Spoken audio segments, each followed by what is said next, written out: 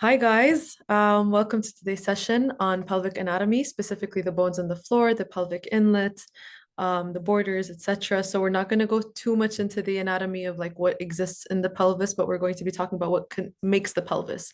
This is more of a little review session, if anything. This is based on Dr. Hassan Sheiba's lecture to you guys. Mashallah was very organized, so honestly, I did use a lot of his slides. I just included a few more graphics to explain things further. And there are 1 to 2 practice questions in here, so hopefully they're going to be helpful. Stop me anytime you have questions, okay? So we're going to cover the pelvic bones, pelvic muscles, their functions, and then the clinical implications of that. Put a little butterfly here because I think the pelvis looks like a butterfly, which is honestly, I really love that. I'm particularly interested in pelvic surgery and stuff, so I'm really excited to give this. So let's just go ahead and start. So we have our pelvis. This is just basically one of the graphics off of Canva. Very, very simple. You've got your pelvic bones, you've got the end of your vertebral column, which is your sacrum, and then these are your hip bones. So your hip bones and your sacrum basically are attached together, and this makes your pelvis, okay?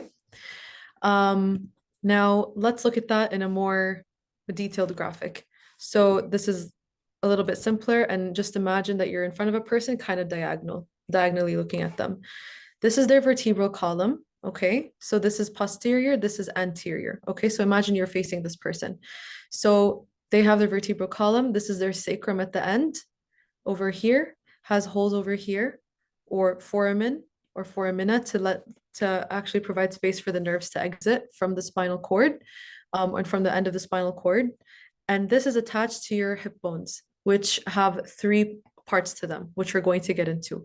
You have your iliac bone, your ischial body at the bottom, which is not labeled here, but we will get into it, and then your pubic symphysis or the pubis, okay? Now, all of this makes up your pelvis. This is the sacroiliac joint, sacrum, ilium, so sacroiliac joint, okay? There's little mobility over here, and there are a lot of ligamentous attachments, which we're also going to see in a little bit, okay? So let's get into the actual hip bone. I said there's 3 parts, so let's talk about those 3 parts. So you have your ilium, your ischium, and your pubis, right? Your ilium, let's go back, is this biggest part over here. This is your ilium, okay? The iliac body. Now it has an anterior and posterior part, which we'll see in a second. You also have your ischium and you have your pubis, okay? So the ischium is the most bottom part. This part is called the ischial tuberosity, the very bottom part, which is actually the part that you feel when you sit down for a long time. You're like, oh, I'm sore. I feel like it's like the bone touching the chair. That is the bone touching the chair. It's your ischial tuberosity. And then you have your pubic bone or your pubis, and that is actually the bone that you feel in front at the mons pubis. Okay. So this is your entire hip bone. Now let's go a little bit more into detail. So let's go first into the ilium. It's the widest and largest part of the 3, as I said. It's located superiorly, so at the top. So imagine a butterfly, how like the wings are slightly bigger at the top. The wings that are bigger at the top, that's your ilium. Imagine that's the ilium, okay? And then these are the lower wings. They're a little smaller, just in size. So that's your ischium and the pubis attached together, okay? And that together, they make a hole here known as a foramen, okay? So let's look at the ilium, back to the ilium. So it's the superior part, and it's also the superior part of the acetabulum. So the acetabulum is actually your hip joint, or where the hip joint, oh my goodness, basically where all the movement of the hip joint and where the femur is attached, okay? This is where it's like a ball and socket joint. So this is the acetabulum, and then this is the ball, and it moves in like that, like literally in every direction. Okay, so this ilium is actually forming the top part of that. Then you have this expanding upwards, and it forms the wing, or it's called an ala. Ala means wing in Latin languages. I don't know specifically like in which ones. I'm assuming all. I know for sure it's in Spanish. So you say las alas for like the wings. So it forms the ala, which is the wing. Okay. You have your fossa over here, and you have the iliac crest at the very top. You have your anterior superior iliac spine, which is basically your bones that you see above your legs. Okay. Like the ones that stick out, for example, when you're lying down, that's actually your ASIS, your anterior superior iliac spine. Then you have your anterior inferior iliac spine that you can't really feel as much. Okay, so this is the lateral view. Imagine that you're looking at a person. They're standing in front of you, like, but facing like to the side, 90 degrees from you. You're looking at them from their side. Medial view is as if like you're looking at them, uh, as if like you've cut their body in half and you're looking into their pelvis. Okay. So the composition of the hip bone, like we said, it's the ilium, pubis, and the ischium. So prior to puberty, we were talking about the acetabulum. This is a triradiate cartilage. This only starts to fuse around the age of 15. So before that, there's a lot more movement and a lot more flexibility. So that's why you'll see, for example, a lot of people who enter gymnastics enter at a very young age.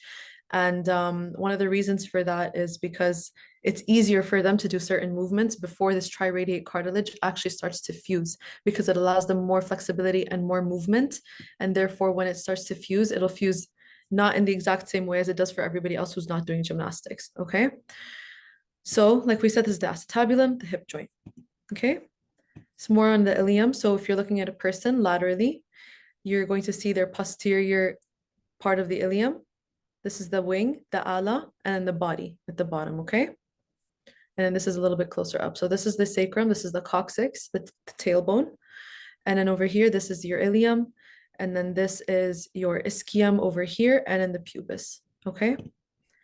Now looking at that anteriorly, why do we have to look at this and why do we need to know the bony parts? Because these all have clinical implications. Like, you're going to use them, you need to know them because you're going to use them as landmarks. Specifically, for example, the anterior superior iliac spine, that's used the most. So looking at this pelvis, looks like a butterfly. So the top, bigger, larger, and superior parts, the bigger wings, are the ilia or iliac bones. I don't know if ilia is even a word. So are the iliac bones, okay? And then they form together, like we know over here, the sacroiliac joint. That's where they connect to the axial skeleton, to the sacrum. And then in the front, you have your pubic symphysis, okay? Your pubic symphysis is where they attach anteriorly, your hip bones. So for example, the sartorius muscle, which I'm not really sure if you guys took MSK yet or not, I think you might have that later, but your sartorius muscle, it's a pretty long muscle and it goes from your, if I'm not wrong, from your anterior superior iliac spine all the way down to your knee, okay? So that's, for example, that's important for you guys to know. If, for example, you need to know that in MSK, you need to know your attachments of the muscles. That's one example, okay? So naming them, it's very, very simple. Is it anterior or posterior, front or back? Is it up or down, superior or inferior? That's how we name them. So it's very, very simple. So anterior superior iliac spine, because again, this is the iliac spine, but this is front and it's above. Then you have a below one, so that's the anterior inferior iliac spine. But now posteriorly behind, you have your posterior superior iliac spine, your posterior inferior iliac spine. I think that's pretty self-explanatory and straightforward. Okay. So now going into the clinical relevance, for example, when you need to feel a femoral pulse and you need to know where the femoral artery is, you actually use what is known as the mid-inguinal point, and that is halfway in between the anterior superior iliac spine over here. This is your anterior superior iliac spines. And the pubic symphysis, which is the front connection, the anterior connection of your hip bones, okay? So from here to here, halfway, that is where you feel your femoral artery or the femoral pulse, okay? So pubic symphysis or pubic tubercle, so it's halfway in between, okay? This is known as a mid-inguinal point. So that's a really important landmark for example, different procedures if people want to access the femoral artery, and also just for physical examination when you need to feel the femoral pulse. You can know, for example, if you cannot tell on a patient exactly, for example, because of their body habitus, if they're obese and you can't necessarily tell, you can feel for their anterior superior iliac spine and for the pubic tubercle, and then go in between halfway through at the mid-inguinal point and feel for the femoral pulse. Okay. So now looking at the pubis, we have the pubic bone over here. This is in yellow. Okay, so we already covered the red, which is the iliac bones, and now we're going to look at the pubis. So we have our pubic rami. So this is 1 and 2, rami. So ramus is 1, but we have rami, we have 2. So 1, 2. This is the superior one, this is the inferior one. Why? Very obvious. Superior means it's above, inferior below. right? Then we have our pubic body. And then these two actually connect together. That's what's going to make your pubic symphysis, okay? So your pubic body is located medially, so towards the center, and it articulates with the opposite pubic body at the pubic symphysis. Again, that's just the interior attachment of your hip bones, okay? Now, your superior pubic ramus over here extends laterally from the body to form part of the acetabulum. Okay, so it's actually the superior pubic rami or superior pubic ramus that is forming part of the acetabulum. Okay, the inferior pubic ramus goes towards the ischium. Okay, and then the rest of the ischium, or this part of the ischium, is going to make the rest of the acetabulum, which we'll talk about in a second. Now, the superior and inferior rami enclose part of the obturator foramen over here, through which there's the obturator nerve, artery, and vein which pass through. So can you tell me where the obturator nerve goes and what it supplies? It's okay if you don't know, but just to, kind of keep you engaged.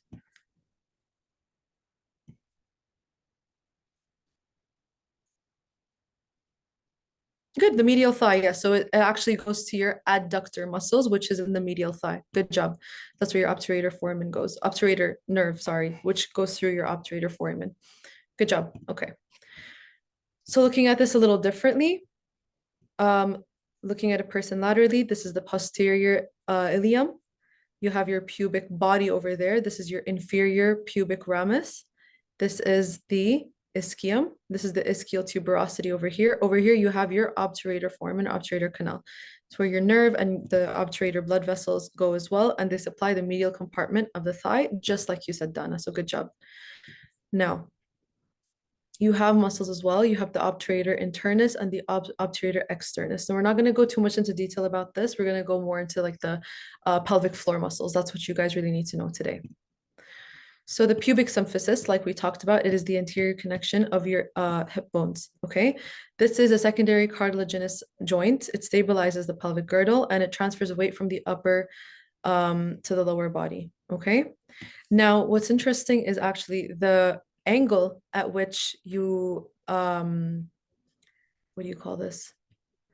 The inferior pubic rami go can actually indicate if this is a male or female pelvis. So can you tell me which one would be narrower and which one would be wider in terms of the angle? Would a female or a male have a wider angle? Good, the female. Females will have a wider angle, and that is also to compensate or to actually shape the body for bearing a child, okay? So if this was narrower, it would be difficult to do that. Hence, males do not have to bear a child, so they have a narrower angle, suprapubic angle, okay? Good job. Now let's go into the ischium. So this forms the posterior inferior part of the hip bone. So back, down, okay? Again, it's the part that we sit on over here, the ischial tuberosity. It's the soreness that we get when we sit down for a long time. So it has its own body, inferior ramus and superior ramus, okay? And the inferior ischial ramus combines with the inferior pubic ramus over here to form this ischiopubic ramus. Okay, it's basically just a fancy name for this bone over here. All right, this also encloses part of the obturator foramen. Very straightforward. We talked about this obturator foramen. So it's just basically saying like, oh, they connect here. This is the obturator foramen. Okay. Now, near the junction of the superior ramus and the body is a posterior medial projection of the bone, the ischial spine over here. And then above, over here, you have this part of the ischium that actually makes the acetabulum, okay? So now we have everything that is in the acetabulum. We know that there's part of the ilium, part of the pubis, and part of the ischium, okay? So any questions so far? I think it's pretty straightforward. Great, perfect, clear, nice. All right, so let's just quickly touch upon the ligament. So you have your sacrospinous ligament that runs from the ischial spine to the sacrum. Okay, so let's look at that. The sacrospinous ligament. Anytime that you guys are unaware of like, oh, I don't know where this ligament is, just look at the name and then the name will break it down for you. So sacrospinous. Which spine? The ischial spine. Okay, sometimes that's like the part that you might need to memorize. So the sacrum, we know that this is the sacrum over here. And we have the ischial spine, which is over here. Okay, so this is the sacrospinous ligament. Then we have the sacrotuberous ligament, which goes to the ischial tuberosity. Okay, so this is the sacrotuberous ligament going to the sacral tuberosity. So, sorry, the ischial tuberosity. The ischial tuberosity, again, is the part that we feel when we sit down on the chair. Okay, this forms the lesser sciatic foramen, the sacrotuberous, the sacrospinous ligament forms the greater sciatic foramen. Okay. So looking at this a little bit differently, shout out to osmosis. Now imagine that you're looking at the person anteriorly, like you're facing them. So over here, you're going to see all the different ligaments. So let's focus on the two that were mentioned by Dr. Hassan because those are the most important for you guys right now to know. That's a sacrospinous over here and the sacrotuberous, okay? So the sacrospinous, you're going to have the greater sciatic foramen over here and over here, the greater sciatic foramina. And the lesser sciatic foramen is formed by the sacrotuberous ligament. It's over here, okay? So the greater sciatic foramen is actually where your sciatic nerve runs. It's a very, very, very important nerve. I mean, all nerves are important, but this one is a very important nerve because it supplies a lot of your lower limb muscles and allows you to move and to run and to walk and a lot of things. And any type of damage to the sciatic nerve is very, very, very important to deal with very quickly and is actually horrible for quality of life and everything and all of the above. So it's important to know where the roots are and where they combine and where it runs, because if there's any type of pelvic trauma, for example, you have to think about, is the sciatic nerve involved or not? And knowing where it runs and knowing which ligaments form the greater sciatic foramen and the lesser sciatic foramen will help you, for example. And that's also particularly important when we get to pelvic surgery and stuff in the future. All right. So first question, pretty simple, but I think you guys should be able to get this immediately. So a medical student is asked to assess a femoral pulse of a patient during a physical exam. Which landmark should the student look for in order to locate the femoral pulse correctly? So what do you think? Tell me in the chat.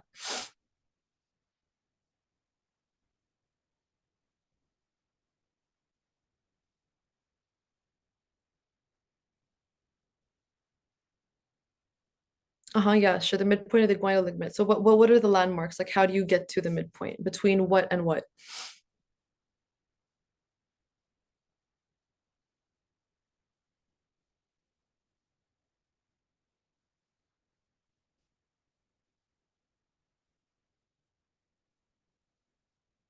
Perfect. Between the ACEs and the pubic tubercle. Perfect. So the ACEs, so this part of the pelvis that you can feel, the bony part, and then the pubic tubercle, which is what you feel on the mons pubis. In between that, halfway through, that's the midpoint of the inguinal ligament, and you can feel your femoral pulse over there. You can locate the femoral artery. Perfect. Nice. Okay. So now we're kind of done with the bony parts and everything. We're going to talk about the pelvic inlet and the actual pelvic floor and why we need to learn about it. Now, it is a lot of muscles. I won't lie. It is a little bit difficult to get at first and to like memorize, but just keep looking at it and you'll realize it's very, very simple. I, to this day, do not have it memorized, so don't even worry if you don't. But do know for exam, of course. So over here, you have your pelvic inlet. Okay, it's the bones that form the inlet. They're known as a pelvic brim. Okay, so you have your lateral, superior, and inferior, anterior, posterior landmarks. Okay, so posteriorly, you have your sacral promontory or your sacral ala, the wings, one ala, two alas, like plural. And then anteriorly, you have your pubic symphysis. This is your pelvic inlet. So imagine a funnel. So for example, if you want to put like a liquid from a bowl into a bottle and you use a funnel, that's basically what it looks like. Okay. So then you have your pelvic outlet over here. So it's from the tip of the coccyx and involving your sacral ischial tuberosity and the pubic arch. Okay, so let's talk a little bit about what makes these things. This is the pelvic floor. So why is the pelvic floor important? Because it is made from a lot of muscles that support a lot of your true pelvic organs. So your bladder for women and for females, also the uterus, the bottom part of your rectum, your bottom part of the colon, and sometimes even part of the like lower small intestine. Okay.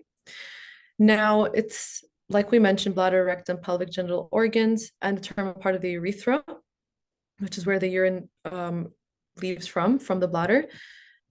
This is in the lesser part of the pelvis or the true pelvis beneath the pelvic rim. Okay. So your lateral wall is formed by the obturator internus and piriformis muscles. Okay. Now let's go into the pelvic floor structure. So imagine that you're looking at this person from above. You're holding a pelvis and you're looking at the pelvis, like the legs are that way, and you're looking at the pelvis from here. Okay. So it's a funnel shaped structure, like I mentioned. It attaches to the walls of the lesser pelvis, separating the pelvic cavity and the perineum inferiorly. So the perineum is actually where your genitalia are, and your anus. That's like the very most outer part. Okay. So for women, the perineum is in between that's your vulva and the anus. For males, it's in between all the area in between the testicles and the anus. Okay. So in order to allow for urination and defecation, there's two gaps in the pelvic floor, of course. So we know for urination, we have the urogenital hiatus, which is anterior front. It allows the passage of urine. And in females, we also have the vagina. Okay, so that's why it's not only known as the urinary hiatus, the urogenital hiatus.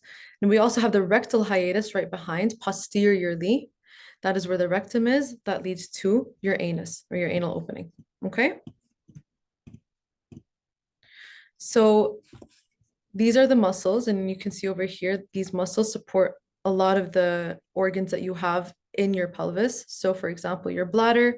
In females, it's also your uterus and the vagina, and then the bowel, lower bowel. Okay. So the functions, why do we have those pelvic floor muscles? So obviously, of course, if you have muscles somewhere, that means they have to have a function because they're not there randomly. So they support the abdominal pelvic viscera. So all of your organs that are there, they're basically lying down on top of your pelvic floor muscles.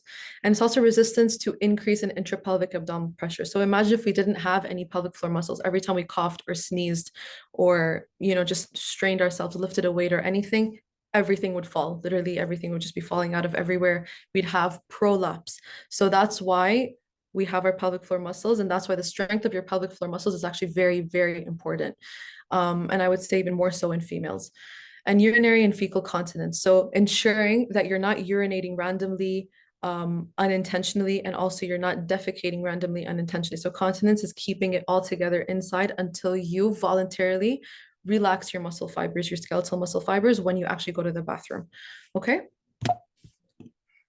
So what muscles do we have there? So we have our levator ani muscles, it's the largest component, then our coccygeus muscles, and then the fascia covering the muscles, okay? But today we're going to really focus on the levator ani muscles. These are the most important and the biggest component, like we just mentioned. So let's look at them. So they're innervated by the branches of the pudendal nerve, S2, S3, S4. So the pudendal nerve is innervating these three muscles that make up the levator ani muscles. And why this is important is because if we have any type, for example, in the future, when you guys start going to the hospital and you're on your clinical rotations, why it's important to know what nerves supply, for example, the pelvic floor muscles, is because let's just say you have a patient coming in with urinary incontinence or fecal incontinence, and they have no other reason as to why they would have that. Let's just say they never had, let's just say it's a female who never bared any children, so they did not have to give birth or anything like that. Why is there fecal or urinary incontinence? So you need to look at the pelvic floor muscles. And one of the reasons sometimes is because of a spinal tumor. And if there's a spinal tumor, for example, and there's a compression of a nerve, and we know, for example, okay, well, the pudendal nerve is involved, then that means that that could be causing weakness in the pelvic floor muscle. So that's one of the reasons, for example, you need to understand the anatomy, because later the clinical correlation is important. So it's a broadsheet of muscle. It's composed of your pubococcygeus, your puborectalis, and your iliococcygeus. Okay, so let's look at that over here. These are your levator ani muscles. So you have your puborectalis, your pubococcygeus over here, and then you have your iliococcygeus. So it's creating all of this, okay? Then over here, you have your coccygeus muscles over here, and then you have your piriformis muscles, okay? So from anterior to posterior, you have your levator ani, then your coccygeus muscles, then your piriformis muscles, okay? Is that clear so far?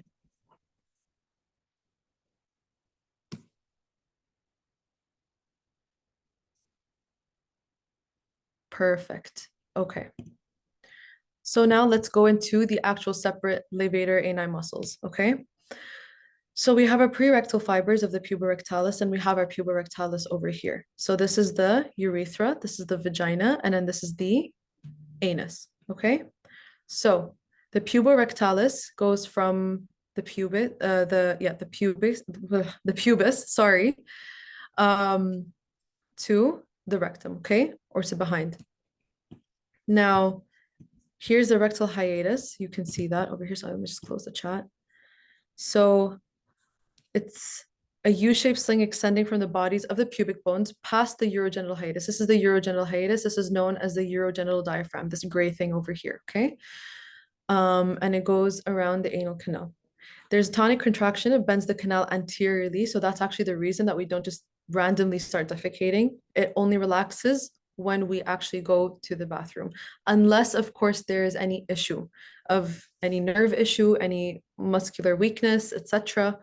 The main function is fecal continence. So to keep your fecal matter in the rectum until you are ready to go and defecate, okay? So some fibers of the puborectalis muscle form another U-shaped sling that flank the urethra in the male and the urethra and vagina in the female. And these fibers are important in preserving urinary continence, especially during abrupt increase in intra-abdominal pressure, for example, during sneezing, during powerlifting, etc. Okay? Now our pubococcygeus. This is over here, the green. So we just went over the blue and the red. So now we're looking at the green. The pubococcygeus muscle is the main constituent of the levator ani. They arise from the body of the pubic bone, and they travel around the margin of the urogenital hiatus and run posteromedially. So run postero, so behind, and then go medially towards the center, attaching to the coccyx and anococcygeal ligament. Okay? And then we have our iliococcygeus, which is over here, the yellow. All right. So thin muscle fibers, they start anteriorly at the ischial spines. So iliococcygeus starts from the ilium and the ischium. And then they go, sorry.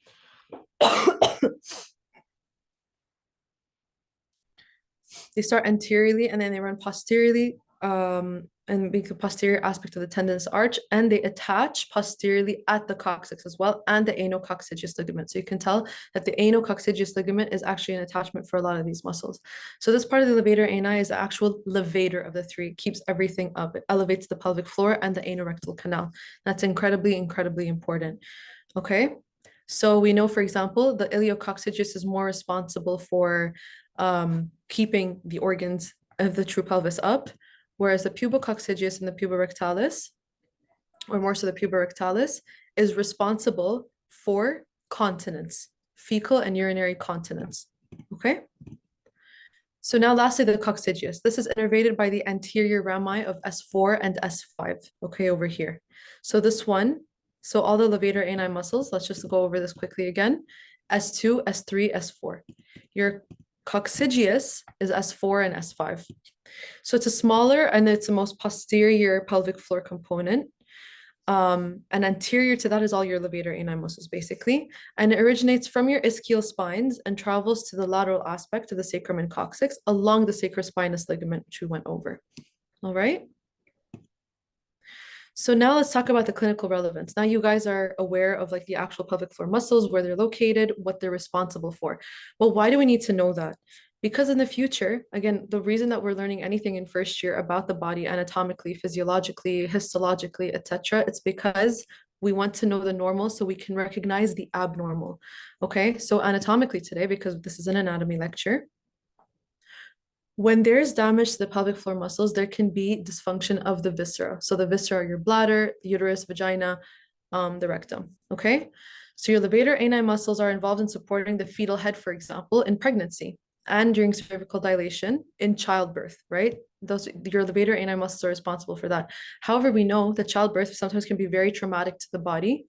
And what can happen is damage to these muscles. So if there's damage to these muscles, what can happen? Well, we know that they're responsible for fecal and urinary continence.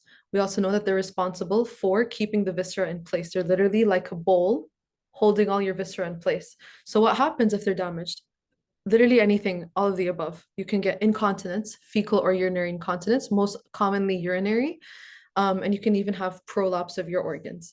Okay, and all these things really destroy quality of life in patients, and you guys will see that when you get to the hospital. Eventually, when patients are talking about these things, it literally socially isolates you. You don't want to go out in public. It's very traumatic to the body as well. It causes a lot of problems that can actually, prolapse specifically, can actually cause urinary tract infections because it can cause the bladder to sit in a certain way and for urine to stay basically static in the bladder because they're not able to pass it properly because of weakness in these muscles. So, due to the role in supporting the vagina, urethra, and anal canal, injury to these muscles can cause urinary stress incontinence and rectal incontinence. Okay, so urinary incontinence is most noticeable during activities where intra-abdominal pressure is increased, when you're putting more pressure on the viscera. So that is again coughing, sneezing, lifting heavy objects, power lifting at the gym, for example, or just simply lifting boxes at home. So now let's talk about prolapse. That's another thing that can happen. That's basically when your pelvic viscera are literally falling out of your body. It's literally it. They're literally prolapsing. This is more common with the bladder and the vagina. Specifically, you can have uterine prolapse, which is where your uterus basically falls through your vagina. And this can occur if there's trauma to the pelvic floor, if the muscle fibers have very poor tone. So one of the things that you can do to prevent this or to help in the treatment or in the therapy, physical therapy of the pelvic floor, is pelvic floor exercises. So do you know the name of any of the exercises that you could do? There's like a very commonly known famous one.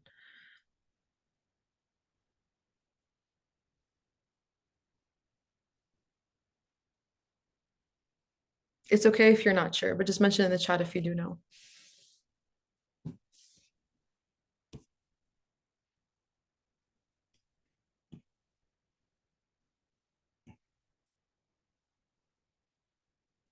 Okay, so if you're not sure, that's fine. They're known as Kegel exercises. So Kegel exercises, it's almost like if someone tries to describe it to you, it's kind of an exercise where you're pretending to hold in your pee, literally, like you're pretending to hold in your urine. That's literally known as a Kegel exercise. So that's something that people can use to actually strengthen the levator ani muscles. All right. So pelvic floor dysfunction. I think this is a repeated slide by mistake. My bad. Sorry, no, I went back by mistake. So these are the different types of prolapse. You don't need to know this, but this is just to show you like how they can present. So this is your normal anatomy when your pelvic floor muscles are intact, proper tone, no damage, no trauma. So this is your bladder anteriorly. This is your pubic bone or your pubic tubercle, your bladder. Right posterior to that is the vagina, the uterus, which lies on top of your bladder like this, kind of like it's hugging it. And then posterior to that is the rectum leading down to the anus, okay? So you can have bladder prolapse down over here. And why is that an issue? Because your urine cannot exit properly like this, right? So what can happen over here is urinary stasis. So that's where your urine just stays static. It's just stagnant in the bladder. And what can happen is that can actually promote infections to occur and therefore UTI. So prolapses, especially bladder prolapse, can actually lead to UTIs. Then you also have back passage prolapse or rectocele. So this is a cystocele. Cyst is what we use as a term for the bladder. You have rectocele as well. And then you have uterine prolapse, which is where your uterus falls through the vagina due to weakness of your levator ani muscles or your coccygeus muscle. Okay. So is that clear up until now? I think this is the end. Then we just have we have, I think, 2 practice questions and then we're good to go.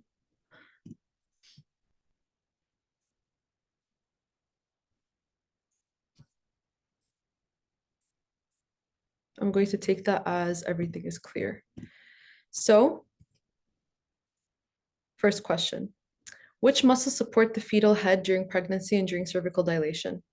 A, pubococcygeus, B, puborectalis, C, iliococcygeus, or D, all of the above?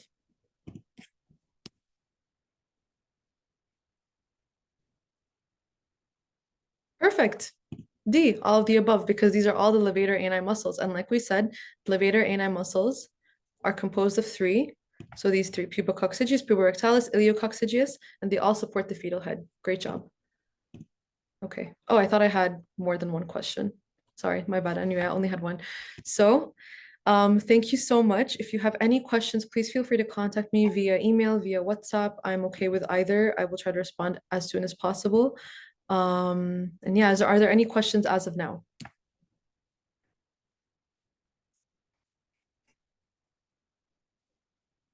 All clear. Perfect. Thank you so much. Have a wonderful day and enjoy studying. And please feel free to give me all your feedback, any and all, positive, negative. Um, Love to hear it in order to know where to improve and know where I'm doing well. So thank you so much. All right, I think we're done.